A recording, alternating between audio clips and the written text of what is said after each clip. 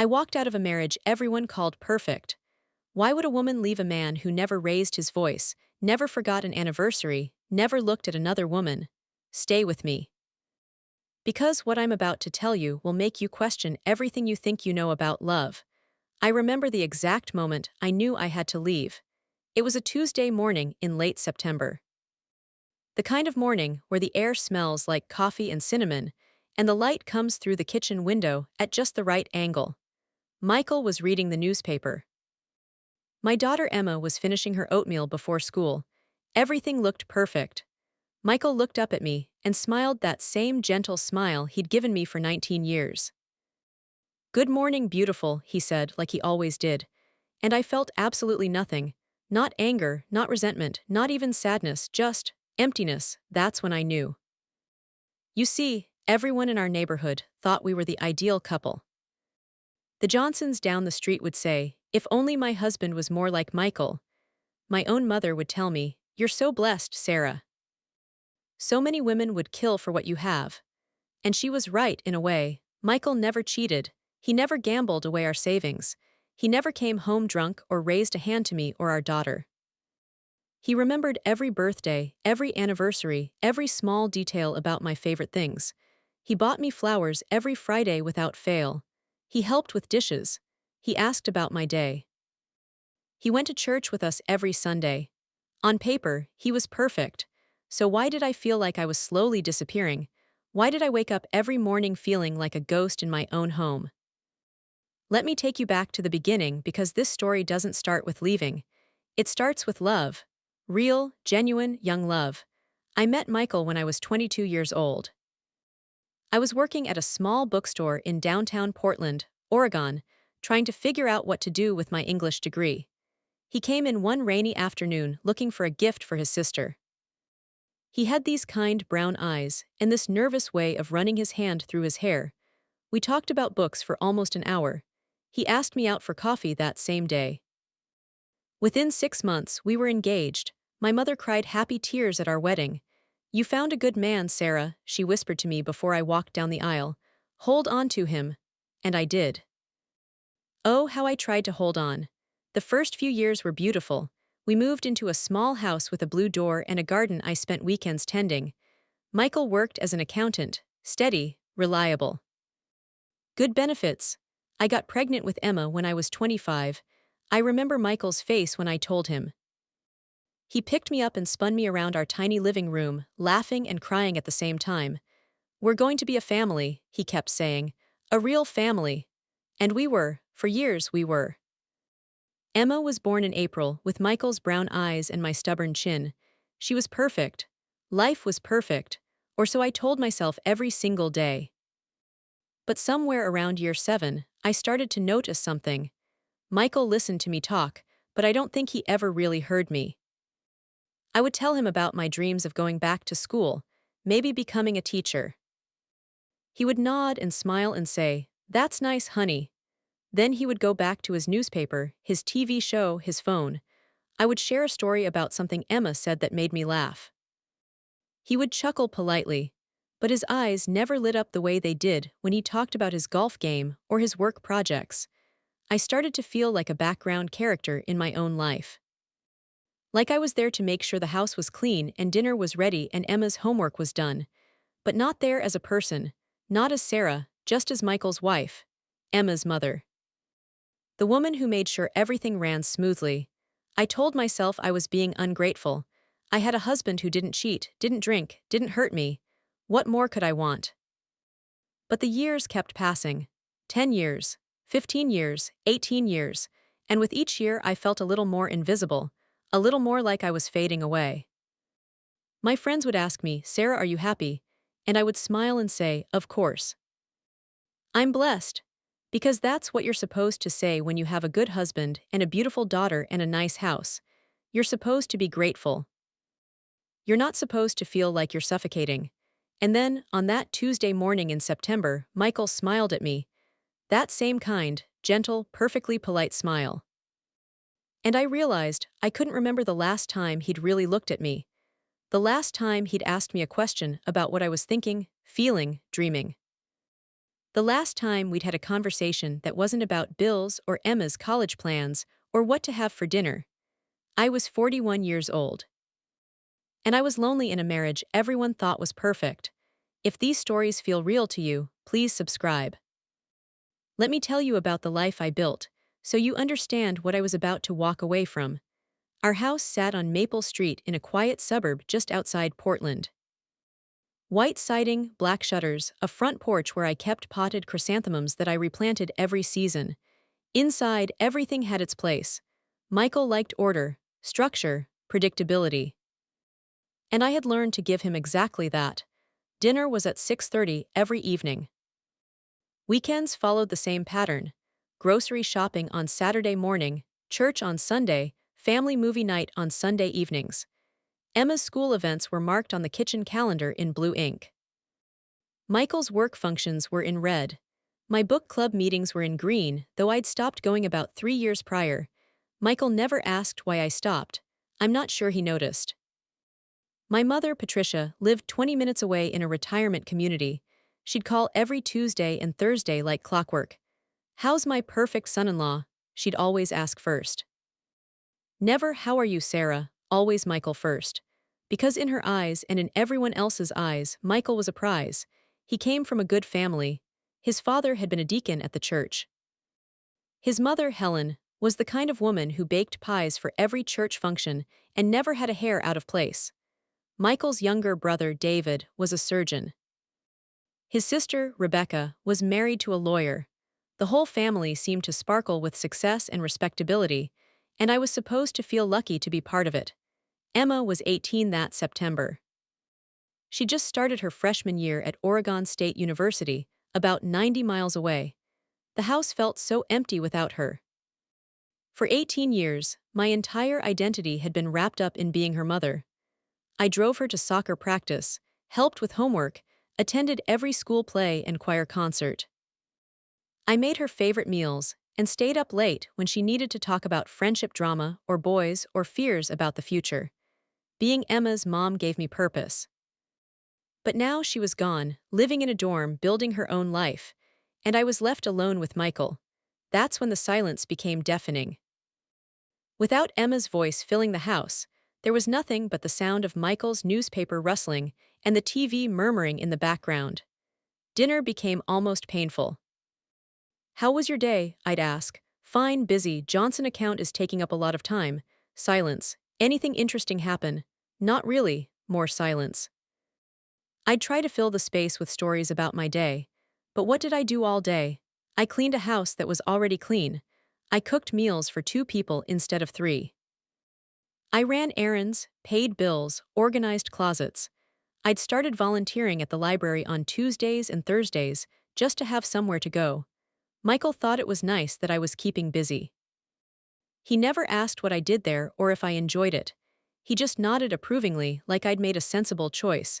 That was Michael's favorite word. Sensible. Everything had to be sensible. Sensible car, sensible investments, sensible vacation plans.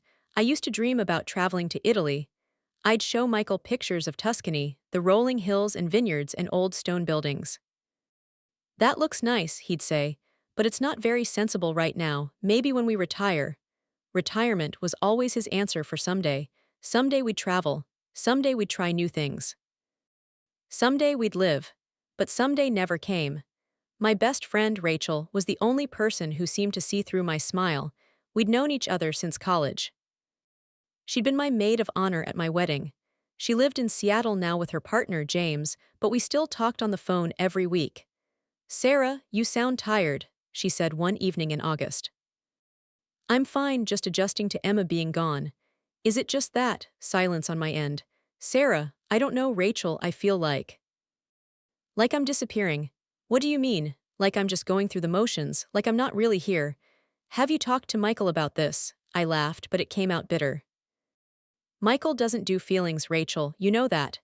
Everyone does feelings, Sarah, he's just not good at expressing them. Or maybe he just doesn't have them. At least not about me." Rachel was quiet for a moment. "Are you thinking about leaving?" The question hung in the air. Was I? "I don't know," I whispered. "I don't even know what I'm thinking anymore." But the seed had been planted. Once Rachel said it out loud, I couldn't stop thinking about it. What would it be like to leave? Where would I even go? I was 41 years old. I hadn't worked a real job in almost 15 years. I had no career, no income of my own. Michael handled all the finances. I had a credit card in my name, but it was linked to his account. I had no idea what was in our savings or our retirement fund. Michael said I didn't need to worry about those things. He took care of it all. I was supposed to trust him, and I did trust him. But I also realized I was completely dependent on him. What would leaving even look like? Michael would never fight me. He'd be hurt, confused, but he wouldn't yell or argue. He'd ask me calmly and rationally to explain what was wrong. And what would I say? You're too perfect, Michael. You never do anything wrong, and somehow that makes me feel like I'm slowly dying inside. He wouldn't understand. No one would understand. My mother certainly wouldn't. She'd be devastated. She'd spent years bragging to her friends about her daughter's perfect marriage. Michael's family wouldn't understand either. Helen would probably think I'd lost my mind. Maybe I had. Maybe this was just a midlife crisis. Maybe I just needed a hobby or a new haircut or a vacation. But deep down, I knew it was more than that. I knew I couldn't keep living this way. I couldn't keep pretending to be content in a marriage where I felt unseen, unheard, unloved. Not unloved in the traditional sense. Michael would say he loved me if I asked. He showed up. He provided. He was faithful, but love is supposed to be more than just showing up, isn't it? Love is supposed to see you, really see you, know you, cherish you, want to know more about you. When was the last time Michael asked me about my dreams? My fears? What made me happy or sad or excited? When was the last time he looked at me like I was more than just his wife? Like I was Sarah, a whole person with thoughts and feelings and desires of my own? I couldn't remember. And that realization broke something inside me.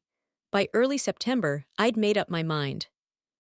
I didn't know how or when, but I knew I couldn't stay. I deserved more than this. I deserved to be seen. I deserved to feel alive again. Even if it meant walking away from everything everyone thought was perfect. If these stories feel real to you, please subscribe. The first time I tried to talk to Michael about how I was feeling, it was a Saturday afternoon in mid-September. Emma had come home for the weekend, and after she left on Sunday evening, the house felt even emptier than before. Michael was in the living room, watching a golf tournament on TV.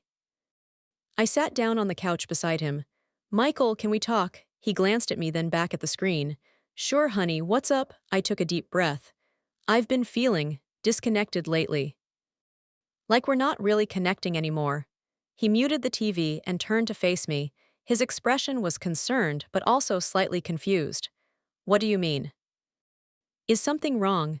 I don't know how to explain it. I just feel like we're living separate lives under the same roof. He frowned. Sarah, I don't understand. I thought things were good between us. That's just it, Michael. Things are fine, but fine isn't enough for me anymore.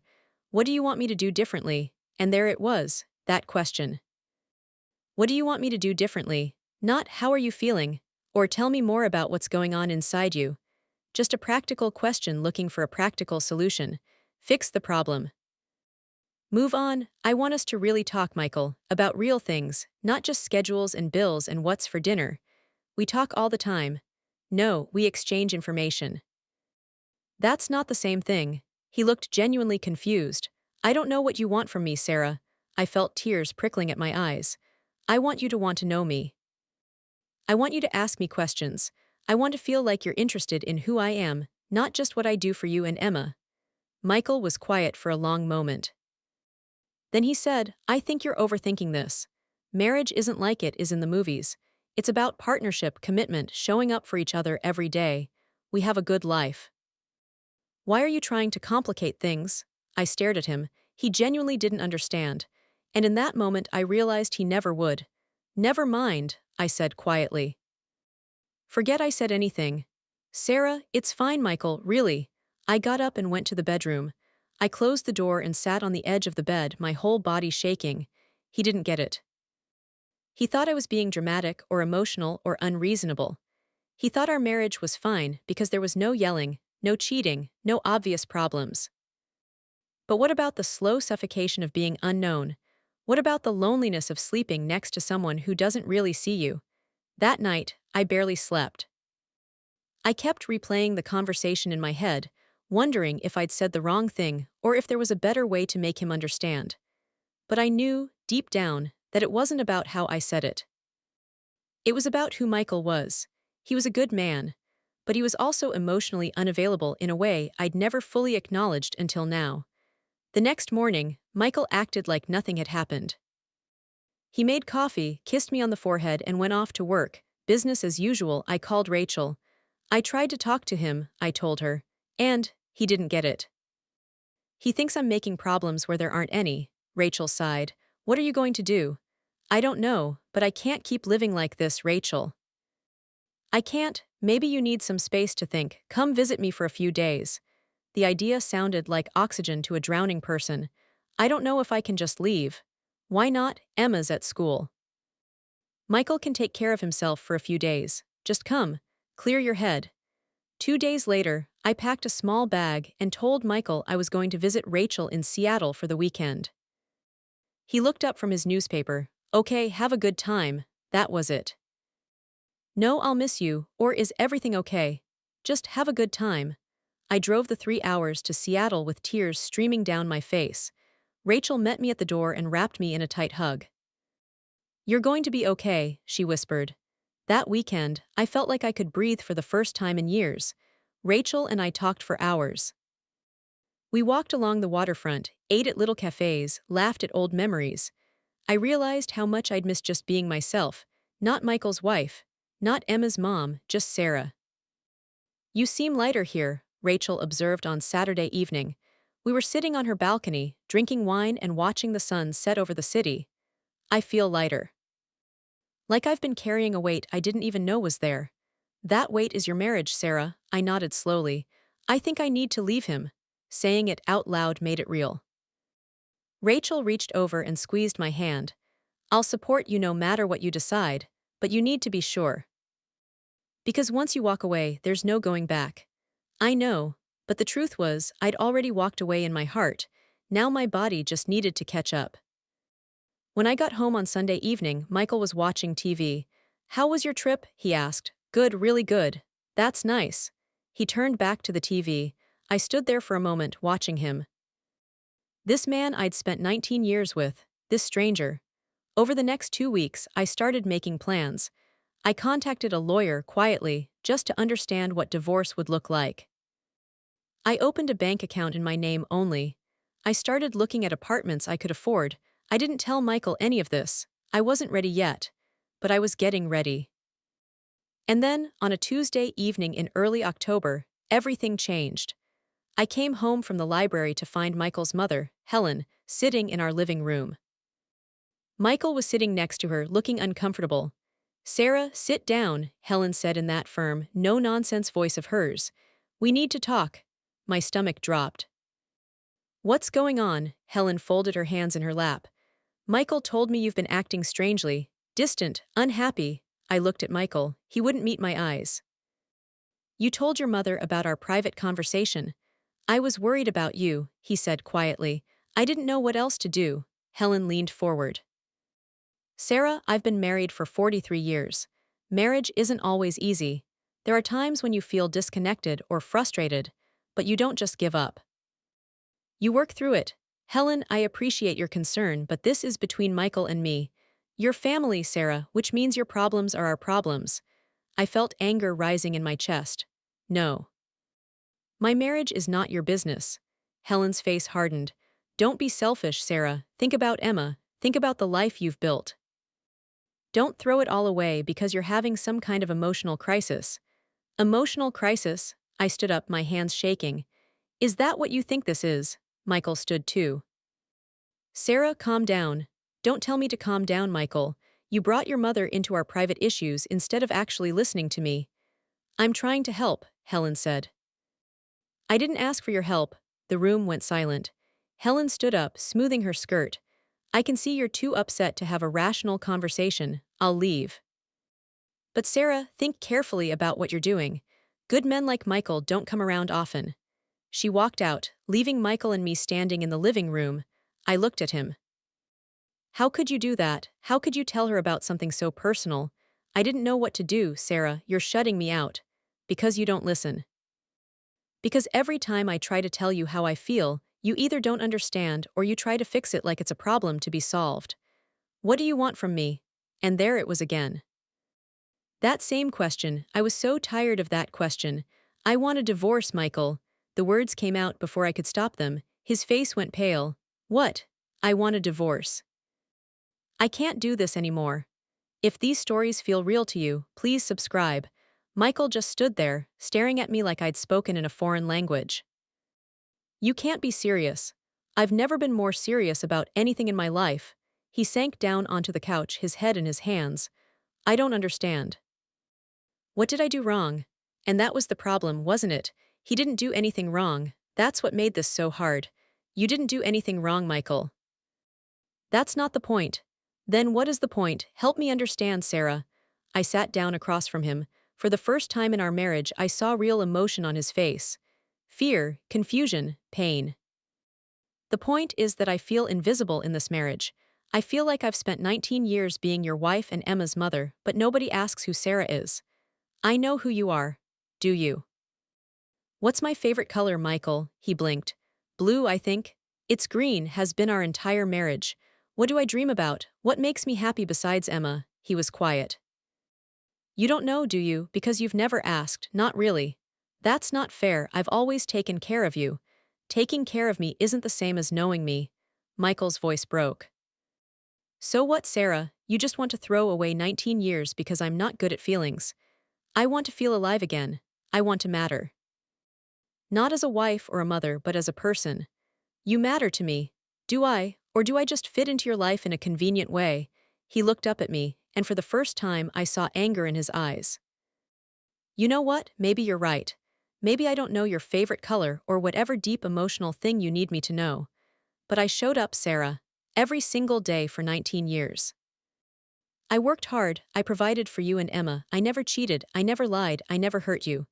You're right, you did all those things, and I'm grateful. But Michael, you can do all the right things and still make someone feel alone. He shook his head. This is crazy. You're throwing away a good marriage because of feelings. Yes. Because feelings matter, connection matters, being seen matters. Michael stood up. Fine, if that's what you want, I won't stop you, but don't expect me to understand it. Because from where I'm standing, this makes no sense at all. He walked out of the room. I heard the garage door open and his car start. He didn't come home that night. I found out later he stayed at his brother David's house. The next morning my phone rang. It was my mother. Sarah Elizabeth, what is going on? Helen called me last night. She said you're talking about divorce. Of course Helen called her. Mom, this is between Michael and me. You're making a huge mistake. Do you know how many women would love to have a husband like Michael? Then they can have him. Don't be smart with me, young lady. Think about Emma. Emma is 18 years old. She'll be fine. Will she? How do you think she'll feel knowing her mother destroyed their family? The words hit me like a slap. I'm not destroying anything, Mom. I'm just refusing to keep pretending. Pretending, Sarah, you have a beautiful life, a beautiful home, a good man who loves you. Does he, though? Or does he just love the idea of having a wife who makes his life run smoothly? You're being selfish. Maybe I am. Maybe it's time I was. I didn't raise you to be this way. No, you raised me to be grateful and quiet and to never ask for more than I was given. Well, I'm done with that. My mother was quiet for a long moment. If you do this, Sarah, you're on your own. Don't expect me to support this nonsense. The line went dead. I sat there staring at my phone. My mother had just chosen Michael over me, her own daughter. It shouldn't have surprised me. She'd been doing it for years, but it still hurt. Over the next few days, I got calls and visits from nearly everyone in Michael's family. His sister Rebecca came by with a casserole and a lecture about the sanctity of marriage. His brother David called to tell me I was making an emotional decision and should see a therapist. Even people from church started reaching out. The pastor's wife invited me to lunch and spent an hour telling me about how she and her husband had worked through their problems. Everyone had an opinion. Everyone thought they knew what was best for me. But nobody, not one single person, asked me what I needed, what I wanted, how I felt. They all just assumed I was wrong, dramatic. Going through a phase, having some kind of breakdown. The only person who didn't judge me was Emma. I drove to her campus one Saturday to tell her in person. We sat in a coffee shop near her dorm. "Mom, are you okay?" she asked, her brown eyes filled with concern. "I don't know, honey, but I'm trying to be. Is it because of me, because I left?" "No, sweetheart. This has nothing to do with you." "Then what is it?" I took a deep breath. "Your dad is a good man, you know that, right?" She nodded. "But I've realized that being with a good man isn't enough if you don't feel truly known and loved. I've been lonely for a long time, Emma. And I can't keep living that way." Emma reached across the table and took my hand. "I know, Mom." I looked up surprised. "You know. I've watched you for years. I've seen how you light up when you're with Rachel, or at the library, or doing anything that's just yours. And I've seen how you dim when Dad's around. Like you're trying to make yourself smaller." Tears filled my eyes. "Why didn't you say anything?" "Because I was a kid, and I loved our family. But Mom, I'm not a kid anymore. And if you're not happy, you shouldn't stay. Everyone thinks I'm making a mistake. Everyone isn't living your life, you are." My 18-year-old daughter saw me more clearly than anyone else. And she gave me permission to save myself. I hugged her tight. "I love you so much, Emma. I love you too, Mom, and I'll support whatever you decide." That conversation gave me the strength I needed. 2 weeks later, I moved out. I found a small one-bedroom apartment on the other side of town. It wasn't much. Just a living room, a tiny kitchen, a bedroom, and a bathroom. But it was mine. Michael helped me move my things. He was quiet, civil, heartbroken. "I still don't understand," he said as we carried the last box up to my new place. "I know. And I'm sorry for that. Are you happy now?" I looked around my empty apartment. "I don't know yet, but I think I will be." He nodded slowly. "I hope you find whatever it is you're looking for, Sarah." Then he left, and I was alone. If these stories feel real to you, please subscribe. The first night in my new apartment, I sat on the floor and cried.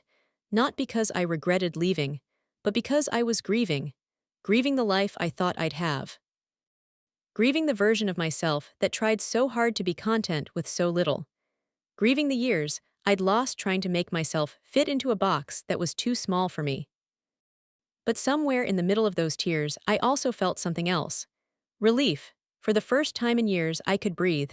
The divorce process took about 6 months. Michael didn't fight me. He was hurt and confused, but he signed the papers. We split everything down the middle. He kept the house. I took half the savings. It was all very civil and very sad. My mother didn't speak to me for 3 months. When she finally did call, her first words were, "I hope you're happy." "I'm getting there, Mom. You know people are talking. Let them talk. Helen is devastated." "I'm sorry for that. But Helen isn't the one who was living my life." Silence. "Mom, I know you don't understand, and maybe you never will.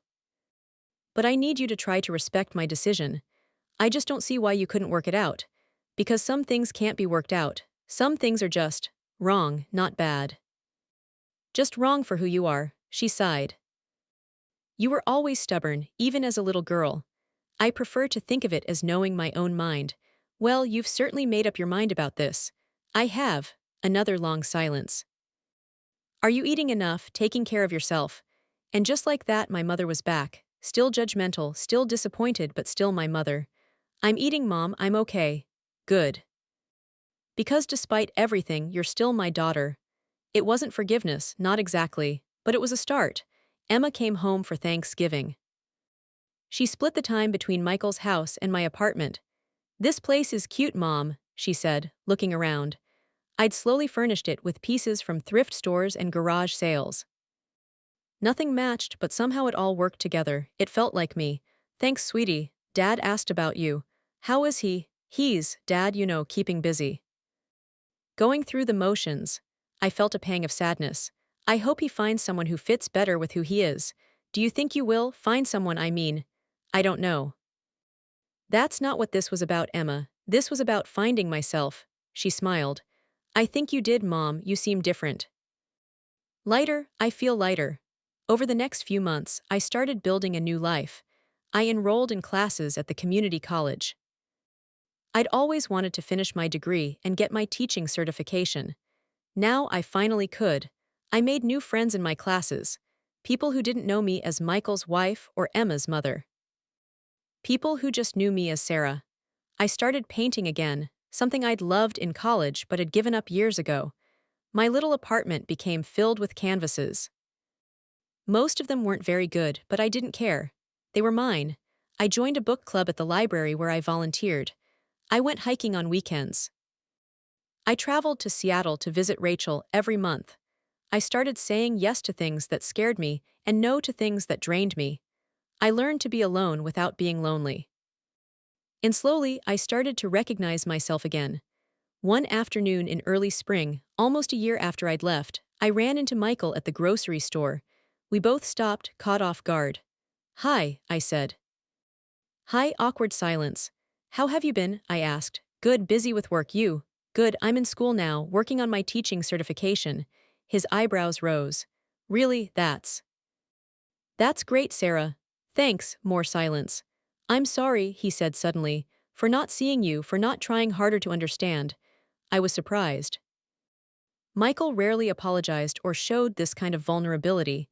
"Thank you for saying that. I've been doing some thinking, some therapy actually. David suggested it. How's that going?" "Hard." "Eye-opening. I'm realizing I have a lot of work to do on myself." "That's good, Michael, really. I don't think I knew how to love you the way you needed. I thought providing and being faithful was enough. It was all you knew how to give. I understand that now. Does that make it okay?" "It doesn't make it okay. But it makes it understandable." He nodded slowly. "I hope you're happy, Sarah. I really do." "I am. Or I'm getting there." "Good." We stood there for another moment. To continue 18 a.m. people who'd shared a life together, now strangers in a grocery store. "Take care of yourself, Michael." "You too, Sarah." I walked away feeling a strange mix of sadness and peace. Our marriage was over. But maybe, in its own way, it had served its purpose. It gave me Emma. It taught me what I didn't want. And it eventually led me back to myself. That summer, on my 43rd birthday, I sat on my small balcony with a cup of coffee and watched the sunrise. Rachel called right at 7 a.m. "Happy birthday, beautiful." "Thank you. How does 43 feel?" I thought about it. It feels like freedom. It feels like possibility. It feels like the first day of the rest of my life. I'm so proud of you, Sarah. You did the hardest thing and you survived. More than survived. I'm actually living now. What are you doing to celebrate? Emma's coming over for dinner. I'm making her favorite pasta. And tomorrow I'm hiking up to that waterfall I've been wanting to see. By yourself, by myself. Look at you being brave. Yeah, look at me. After we hung up, I sat there for a while longer. I thought about the woman I'd been 2 years ago. Invisible, suffocating, lost. And I thought about the woman I was becoming. Visible, breathing, found. The journey hadn't been easy. There were still hard days. Days when I missed the security of my old life. Days when I doubted myself. Days when the loneliness felt overwhelming. But even on those days, I knew I'd made the right choice, because I'd chosen myself. And that was something I'd never done before. If these stories feel real to you, please subscribe. It's been 3 years now since I walked out of my perfect marriage. 3 years since I chose myself over comfort, over security, over everyone else's expectations. People still ask me sometimes if I regret it. The answer is no, not even on the hardest days, because I learned something important in those 3 years. A marriage can look perfect from the outside and still be slowly killing you on the inside. Perfection isn't the same as happiness, and being alone is not the same as being lonely. I finished my teaching certification 2 years ago. Now I teach English at a local high school. I love it. I love watching students' faces light up when they finally understand a concept. I love introducing them to books that might change their lives. I love being Sarah Thompson, teacher, not just Mrs. Johnson, Michael's wife. Emma graduated from college last year. She has a job in marketing in Portland and her own apartment. She visits me every other Sunday for brunch. We have the kind of relationship I always hoped we'd have. Open, honest, real. She told me recently, "Mom, I'm glad you left. I know that sounds weird, but watching you choose yourself taught me that I can choose myself too. That I don't have to settle." Those words meant everything to me, because if my daughter learned that she deserves to be seen, known, and loved, then maybe my story wasn't just about me. Maybe it was about breaking a cycle. Michael remarried last year. Her name is Catherine. She's a quiet, sweet woman who seems content with the life he offers. Emma says they're happy in a simple, uncomplicated way. I'm glad for him. I truly am. He wasn't a bad man. He just wasn't the right man for me, and I wasn't the right woman for him. We both deserved partners who fit better with who we were. My mother and I have found our way to a new kind of relationship. She still doesn't fully understand why I left. But she's learned to accept it. She even admits sometimes that I seem happier now. "You have a light in your eyes you didn't have before," she said to me last Christmas. "I feel it too, Mom. I still wish you could have made it work with Michael." "I know, but some things aren't meant to work, no matter how hard you try," she sighed. "I suppose you're right. You always were wiser than I gave you credit for." It was as close to an apology as I was going to get, and it was enough. Helen stopped speaking to me entirely after the divorce. That hurt at first. But I realized she was never really seeing me anyway. She was seeing the role I played in her son's life. When I stopped playing that role, I stopped mattering to her. And that's okay. Not everyone is meant to stay in your story. I've made peace with the people I lost along the way, because the person I found was worth it. Me. I've learned to enjoy my own company. I take myself to movies. I go to restaurants alone with a book. I travel to places I've always wanted to see. Last year I finally made it to Italy. I spent 2 weeks wandering through Tuscany, eating pasta, drinking wine, painting watercolors of the countryside. It was everything I'd dreamed of and more. I've also learned that it's okay to want connection, to want to be known, to want more than just someone who shows up. Those aren't unreasonable expectations, they're human needs. And denying them doesn't make you strong or grateful, it just makes you smaller. I'm not smaller anymore. I take up space now. I speak up when something doesn't feel right. I ask for what I need. I say no without guilt and yes without fear. I'm learning that life is too short to live it for other people, too short to stay in places that don't nourish your soul, too short to be invisible. Sometimes I think about the woman I was at 41, standing in that kitchen, looking at Michael's smile and feeling nothing. I want to go back and hug her. Tell her she's not crazy. Tell her she's not being selfish or dramatic or ungrateful. Tell her that the whisper in her heart saying, "There has to be more than this," is right. There is more, so much more. But you have to be brave enough to go find it. I won't lie and say leaving was easy. It was the hardest thing I've ever done. There were nights I cried myself to sleep. Mornings I woke up panicked about money or the future, or whether I'd made a terrible mistake. Moments when I wanted to call Michael and say I was sorry, "Can I come home?" But I didn't. Because I knew that going back would mean giving up the woman I was becoming, and she was too precious to lose.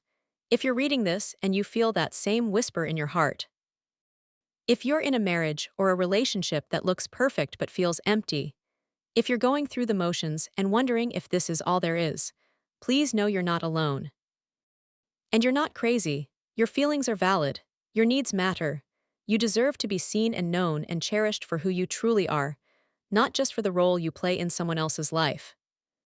I'm not saying everyone should leave their marriage. Every situation is different. Some relationships can be healed with communication and counseling and mutual effort. Some people find their way back to each other. But some relationships, no matter how perfect they look from the outside, are slowly suffocating the people inside them. And if that's you, it's okay to choose yourself. It's okay to say this isn't working anymore. It's okay to want more. You don't have to wait for something dramatic to happen. You don't have to wait for abuse or infidelity or some clear reason. Sometimes the reason is simply, "I'm not happy, I feel unseen, I'm disappearing." And that's enough. Your happiness matters. Your aliveness matters. You matter, not as someone's wife or mother or daughter, but as you. Beautifully, messily, perfectly you. At 46 now, I can honestly say I'm happy. Not because my life is perfect. It's not. I have student loans and a small apartment and a used car that makes weird noises. I don't have the security I had with Michael. I don't have the big house or the retirement fund or the comfortable predictability, but I have something better. I have myself. I have freedom. I have possibility. I have a life that feels like mine. And that is worth everything. So if you're standing in your kitchen one morning, looking at a life everyone says is perfect, feeling absolutely empty inside, listen to that feeling. Don't push it down. Don't tell yourself you're being ungrateful. Don't wait another 10 years hoping it will get better on its own. Be brave enough to ask the hard questions. Be honest enough to face the hard answers. Be strong enough to choose yourself, even when everyone else thinks you're wrong. Because sometimes the bravest thing you can do is walk away from a life that's slowly killing your spirit, even if it looks perfect from the outside. And sometimes the most loving thing you can do for everyone involved is to stop pretending, to stop shrinking, to stop disappearing, to say, I am here, I matter, I deserve to be seen. I deserve to be known, I deserve to live, not just exist. That's my story, that's my truth, and I'm finally free. If these stories feel real to you, please subscribe. And this is where my story ends tonight. Life doesn't always give us answers right away. Sometimes, God asks us to stay patient, stay kind, and stay silent, not because we are weak, but because He sees what others do not. If this story touched your heart, take a moment to reflect. Maybe someone needed this reminder today. Thank you for listening with an open heart. May God see every silent struggle and replace pain with peace.